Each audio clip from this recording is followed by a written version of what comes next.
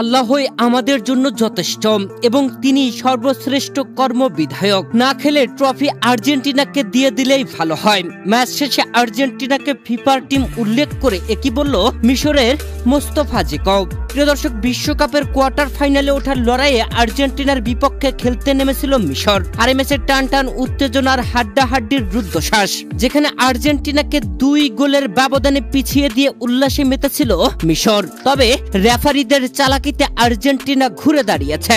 ম্যাচের 15তম মিনিটে ইয়াসের ইব্রাহিমের দুর্দান্ত গোলে 1-0 এগিয়ে গিয়েছিল মিশর। এরপরে 17 মিনিটে ফাউল করেছিল মিশরের ডি বক্সে। সেই ফাউলে পেনাল্টি ধরেছিল রেফারি, আর সেই পেনাল্টিতে গোল আদায় করতে ব্যর্থ হন লিওনেল মেসি। হতাশ হওয়া মেসিরা প্রথমার্ধে গোল পরিশোধ করতে পারেনি। প্রথমার্ধে 1-0 এগিয়ে থেকে বিরতিতে যায় মিশর। গ্যালারিতে উদযাপন করছিল মিশরীয় সমর্থকেরা।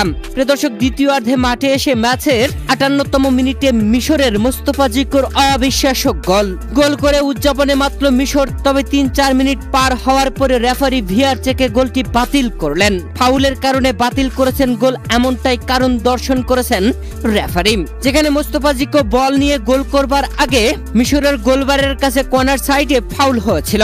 ভিআর চেকে গোল বাতিলের পর হতাশ হয় মিশর। তবে ম্যাচের 67তম মিনিটে সেই হতাশা কাটিয়ে আবারও গোল। আর্জেন্টিনাকে 2-0 গোলের ব্যবধানে পিছিয়ে দেয় মিশর। যেখানে ম্যাচের 58তম মিনিটে গোল করা মোস্তফা জিকভর গোলটি বাতিল করলেও 67 মিনিটে আবারও গোল করেন মোস্তফা জিকভ। এ যেন জয়ের উল্লাসে উল্লসিত ছিল মিশর। তবে মিশরকে মুহূর্তের মধ্যেই কাঁদিয়ে বিদায় করে দিল আর্জেন্টিনা।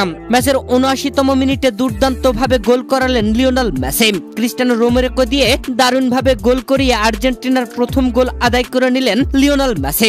এরপরে 4 মিনিট না যেতেই লিওনেল মেসির জাদুকরি গোল। ডি বক্সের ভেতর থেকে বুলেট কিকে গোল আদায় করে নিয়ে অন্যরকম সেলিব্রেশন লিওনেল মেসির। 78 মিনিটে 2-0 গোলে পিছিয়ে থাকা আর্জেন্টিনা 83 মিনিটেই সমতায় ফেরে। পরপর 2 গোল দিয়ে উদযাপনে মাতে লিওনেল মেসিরা। এরপরে 90 মিনিট শেষে অতিরিক্ত যোগ করা হয় 7 মিনিট। আর সেই 7 মিনিটের মধ্যে 3 মিনিটেই লিওনেল মেসিরা আরো একটি গোল করে 3-2 গোলের ব্যবধানে এগিয়ে যায়। শেষ পর্যন্ত মিশর আর গোল পরিশোধ করতে পারেনি। 3-2 গোলের ব্যবধানে এগিয়ে থেকে আর্জেন্টিনা বিশ্বকাপে কোয়ালিফাই করে নিল, কোয়ার্টার ফাইনালে জায়গা করে নিল। আর কোয়ার্টার ফাইনালে জায়গা করে নিয়ে মাঠে কাঁদলেন লিওনেল মেসি। তবে ম্যাচ শেষে আর্জেন্টাইন সমর্থকদের সাথে উল্লাসে মাতল লিওনেল মেসিরা। এ সময় মাঠে লিওনেল মেসিকে আকাশে ভাসিয়ে দিলেন আর্জেন্টাইন ফুটবলাররা। মেসিকে কাঁধে তুলে উল্লাসে মাতলেন তারা। তবে ম্যাচ শেষে মিশরের মোস্তফা জিকভ বিস্ফোরক মন্তব্য করলেন আর্জেন্টিনাকে নিয়ে। ম্যাচ শেষে উপস্থাপক মিশরের জিকোকে প্রশ্ন করেন, দলের জন্য এটি একটি অনেক বড় ম্যাচ ছিল। প্রথমার্ধটা দারুণ ছিল এবং দ্বিতীয়ার্ধের শুরুটা চমৎকার থেকেও ভালো ছিল। ম্যাচের শেষে কি হলো? আপনার কি মনে হয় কি কারণে শেষ পর্যন্ত এমন ফলাফল হলো? কান্না ভেজা কণ্ঠে মিশরের জিকো বললেন, রেফারি মোটেও ন্যায়পরায়ণ ছিল না। রেফারি একদম ফেয়ার ছিল না। এটা অন্যায়, একদম পরিষ্কার এবং স্পষ্ট অন্যায়। সে একটি পুরো দেশের পরিশ্রম নষ্ট করে দিয়েছে। ম্যাচের শুরু থেকে সে আমাদের বিরুদ্ধে ছিল। আমাদের এভাবে বাদ পড়া উচিত হয়নি। আমরা আর্জেন্টিনার বিরুদ্ধে 2-0 জিতেছিলাম। এই টুর্নামেন্টটাই পূর্ব নির্ধারিত। আজকে এক পেশে ছিল রেফারি। আল্লাহই আমাদের জন্য যথেষ্ট এবং তিনি সর্বশ্রেষ্ঠ কর্মবিধায়ক। এরপরে সাংবাদিক জিকোকে প্রশ্ন করেন, আপনার কি মনে হয় মিশরীয় দর্শকদের উদ্দেশ্যে কি বলতে চান? চ্যাম্পিয়নদের বিরুদ্ধে আপনারা যে দুর্দান্ত পারফরমেন্স দেখিয়েছেন সেটা নিয়ে কি বলতে চান? এ সময় জিকো বলেন, আমি তাদের কাছে ক্ষমা চাচ্ছি।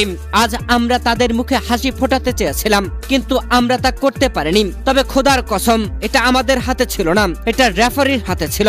এই টুর্নামেন্টটা যে পূর্ব নির্ধারিত তা একদম পরিষ্কার। এরপরে সাংবাদিক জিকোকে প্রশ্ন করেন, মিশরীয় দর্শকরা ইতিমধ্যে আপনাদের নিয়ে অনেক আনন্দিত এবং গর্বিত। এ নিয়ে আপনি কি বলবেন?